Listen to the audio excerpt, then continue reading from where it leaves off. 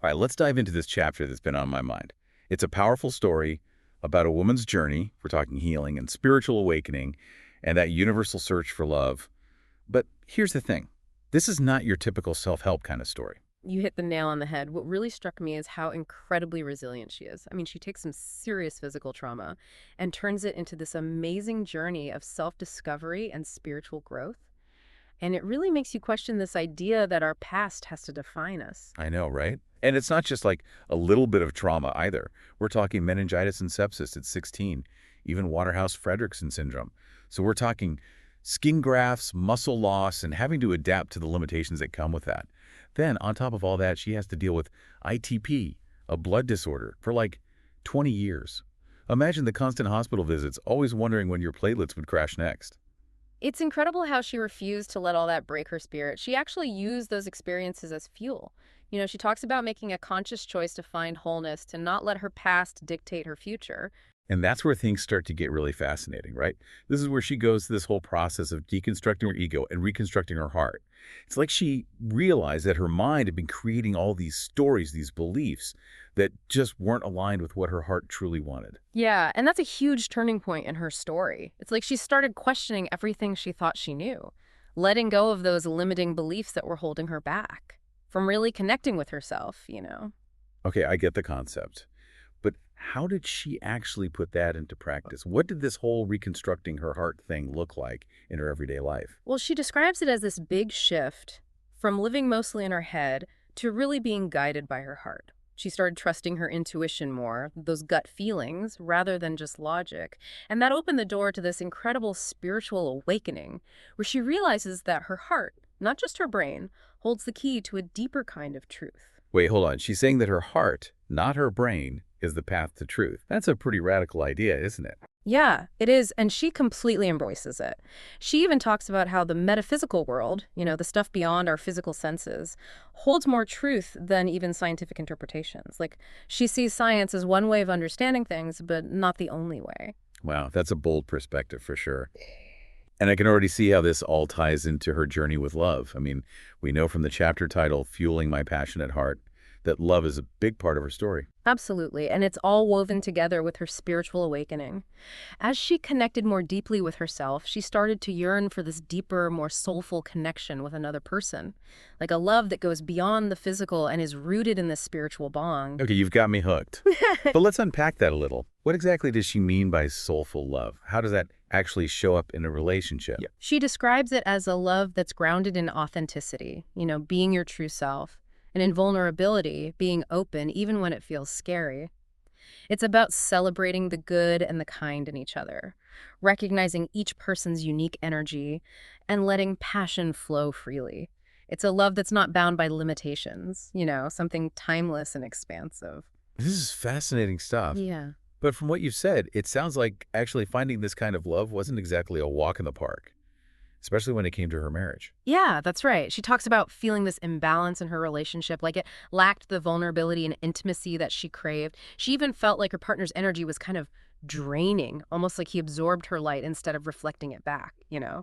So even though she believed in soulmates, she realized that sometimes love changes and maybe even requires letting go, right? Exactly. She had to make that tough choice, honoring what her heart truly desired, even if it meant facing some difficult decisions and consequences. This brings us to a really powerful moment in the chapter, that meditation experience where she visualizes this tunnel connecting her heart to the heart of the universe. Can you tell us more about that? It's a breathtaking passage, honestly. She describes this overwhelming feeling of oneness, this incredible connection to something so much bigger than herself. It solidified her commitment to pursuing self-love as the pathway to experiencing that true, soulful love with another. That image, a tunnel to the heart of the universe, it's so vivid. It really emphasizes the depth of her spiritual awakening and her belief that everything is connected. And it wasn't just some fleeting feeling either. This experience had a profound impact on her life. It's what led her to start analyzing the elements she believed were essential for soulful love. Remember those qualities we talked about: authenticity, vulnerability, celebration, spiritual connection, and sensual love. Right, so she has this vision of what true love could be, but she's still dealing with the reality of her current relationship. I imagine there's a lot of inner conflict going on there. Definitely. She talks about feeling torn because she did love her partner, But it wasn't that all-encompassing, spiritually charged love that she yearned for. It was like she was trying to fit a square peg in a round hole, trying to find spiritual intimacy in a relationship that was mostly focused on the day-to-day, the practical stuff of life. That must have been so frustrating, right? To see what you want so clearly, but to feel stuck in a situation that just doesn't match up. It was, and it eventually led her to this moment of truth where she had to choose honor her heart's dreams or stay stuck. And she chose growth. She chose to prioritize her own well-being, even if it meant shaking things up a bit. That's such a powerful message. Yeah. It really speaks to the courage it takes to follow your heart, even when it's leading you off the beaten path. It's a reminder that the path to love isn't always smooth sailing.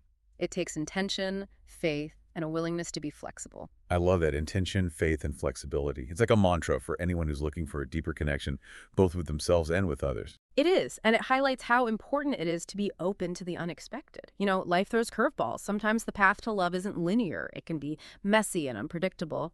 But ultimately, it's about trusting the journey and believing that there's something greater unfolding. This deep dive has been incredible so far. We've explored this woman's journey from physical trauma to spiritual awakening, her concept of soulful love, and her brave choice to honor her heart. But there's still so much more to uncover.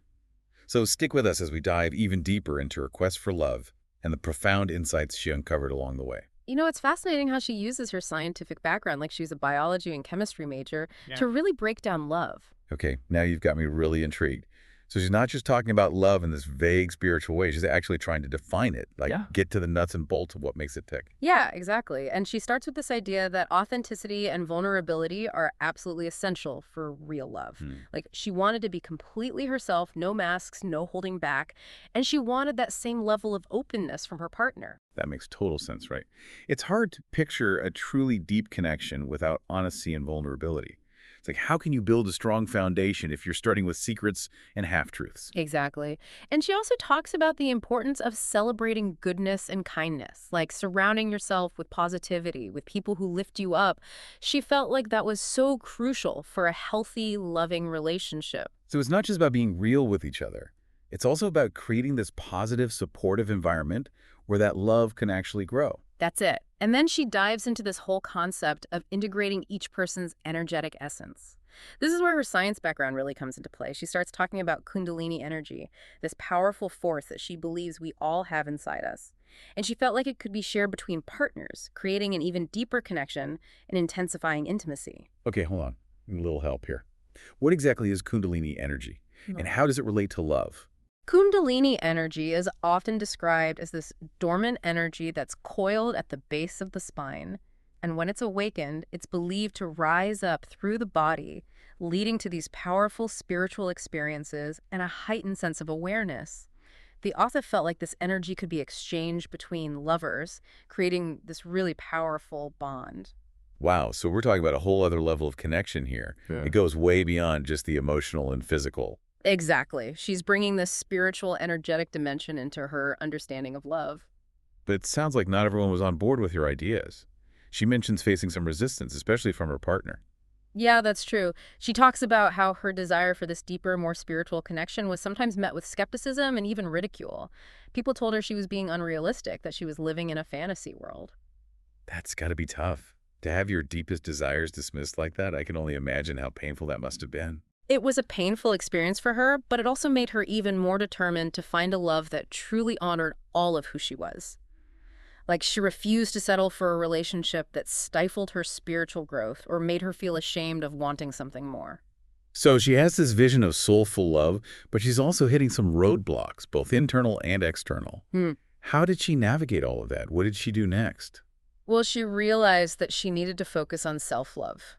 She understood that to attract the kind of love she wanted, she had to cultivate that love within herself first. I can definitely relate to that. It's like that saying, you can't pour from an empty cup. You have to fill yourself up first. Exactly. She knew that she couldn't expect someone else to give her a love that she wasn't already giving herself. That makes sense. Yeah. So what did cultivating self-love look like for her? How did she go about doing that? It was a multi-layered journey, for sure. It involved deep introspection, meditation, and confronting her own limiting beliefs. She had to unlearn years of conditioning that told her she needed to find love and validation from outside sources. She had to learn to find that love and acceptance within. This is such an important message, especially for anyone who struggles with self-doubt or feeling unworthy of love. It's a reminder that self-love is the foundation for everything else. You said it. And it's not about being narcissistic or self-absorbed. It's about recognizing your inherent worth and treating yourself with kindness and compassion. And for this author, her journey of self-love was deeply intertwined with his spiritual awakening, right? Absolutely. As she connected more deeply with her own heart, she became more attuned to the spiritual side of life. Her whole worldview expanded, and she started to see how interconnected everything really is. And did this newfound awareness lead her to reevaluate her relationship? Was this what ultimately led her to make the difficult decision to move on? Yeah, I think so. She realized that her partner was no longer on the same path as her, that his energy was actually holding her back.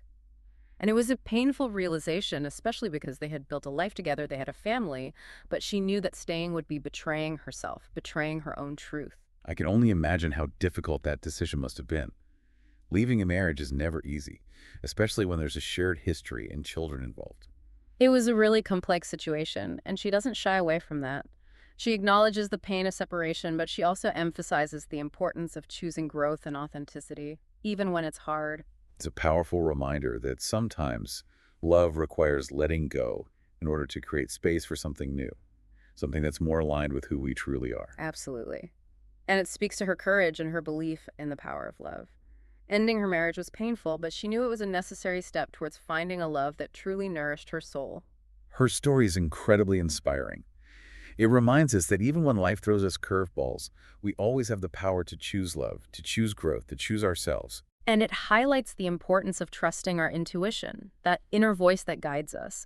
She talks about feeling guided by something bigger than herself, a force that led her through darkness and uncertainty towards a brighter future. Okay, so we're back and ready to wrap up this amazing deep dive into this woman's journey of self-discovery and love. We've talked about her healing process, her vision of what she calls soulful love, and that courageous decision to honor her heart. Hmm. Now, I'm really curious to know, how did she actually go about manifesting this love she was looking for? Did she use any specific techniques or practices? Well, it's interesting because she didn't really rely on those traditional manifestation methods you hear about, like vision boards and Oh, affirmations. really? Yeah, she talks about sending her desires out to the universe, but it wasn't so much about visualizing things or repeating affirmations. It was more about aligning her energy with what she wanted, like becoming a vibrational match for the love she was seeking. So it was less about doing specific things and more about just being. Exactly. She understood that true manifestation starts from within, from embodying those qualities you want to see reflected back to you. That makes a lot of sense. It's like sending out this signal to the universe saying, hey, this is who I am and this is what I'm ready for. Exactly. And she was really intentional about cultivating those qualities within herself. Authenticity, vulnerability, celebration, spiritual connection, and sensual love. She made a conscious effort to live those elements every day, knowing that by doing so, she was becoming a magnet for the love she desired. I love that, becoming a magnet for love. Yeah. It's like you're creating this blueprint for what you want, not just crossing your fingers and hoping for the best. Yeah, and she wasn't afraid to experiment, to step outside her comfort zone a bit. She explored different ways to express her sensuality, to connect with her body and her emotions. It was a constant journey of self-discovery, pushing the boundaries of what she thought was possible. But I imagine there were still challenges, right? Even with all that inner work. I mean, finding true love is rarely easy. Oh, absolutely. She talks about this feeling of being disconnected from love, even though she was surrounded by it. And she realized she'd been taught to see love as something conditional, something that could be taken away or even used as a weapon. She had to unlearn all those harmful beliefs and reclaim love as something that was rightfully hers. That's such a common experience, unfortunately. Hmm. So many of us carry those limiting beliefs about love, whether we learn them from our families or just absorb them from society. It's true, and it's so important to recognize those beliefs and challenge them. She knew that true love could only thrive in an environment of freedom and acceptance, where both partners felt safe to be their authentic selves. And it sounds like she wasn't willing to settle for anything less. She knew in her heart that there was a love out there that would meet her on that level, a love that would embrace and celebrate all of who she was. Absolutely, and she was willing to do the work, both internally and externally, to make that love a reality. She kept her focus on her heart, cultivating a deep sense of self-love and allowing that love to radiate outward. That's beautiful. letting love radiate outward. It speaks to the power of love to transform not just ourselves, but the world around us. Exactly. She believed that by becoming an embodiment of love, she would naturally attract a partner who shared those same values. So it's not about searching for love, but about becoming love. That's the key. It's about cultivating a state of being that's so magnetic, so radiant, that love is just drawn to you. What an empowering message. This deep dive has been truly insightful. We've explored this woman's incredible journey from physical trauma to spiritual awakening, her vision of soulful love, her brave choices, and her unique approach to manifesting that love. And if we take a step back and look at the bigger picture, what's really remarkable is her unwavering faith in the power of the heart. Despite everything she went through, she never gave up on her desire for a love that went beyond the ordinary, a love that would nourish her soul and ignite her passions. Her story is a testament to the resilience of the human spirit, and to the infinite possibilities that open up when we choose to follow our hearts. It's a reminder that we're all capable of experiencing extraordinary love, but it all starts with cultivating that deep, unwavering love for ourselves. It really makes you think, doesn't it? If this author's journey shows us that even profound trauma can be a catalyst for growth and a deeper understanding of love, what potential might be hidden within our own experiences? What amazing possibilities are just waiting to be unlocked in our own hearts? That's a powerful question to consider. It's an invitation to explore our own depths, to embrace vulnerability, and to truly believe that we are all worthy of a love that sets our souls on fire. Thanks for joining us on this deep dive. May you all continue to explore your own unique paths to self-love and connection.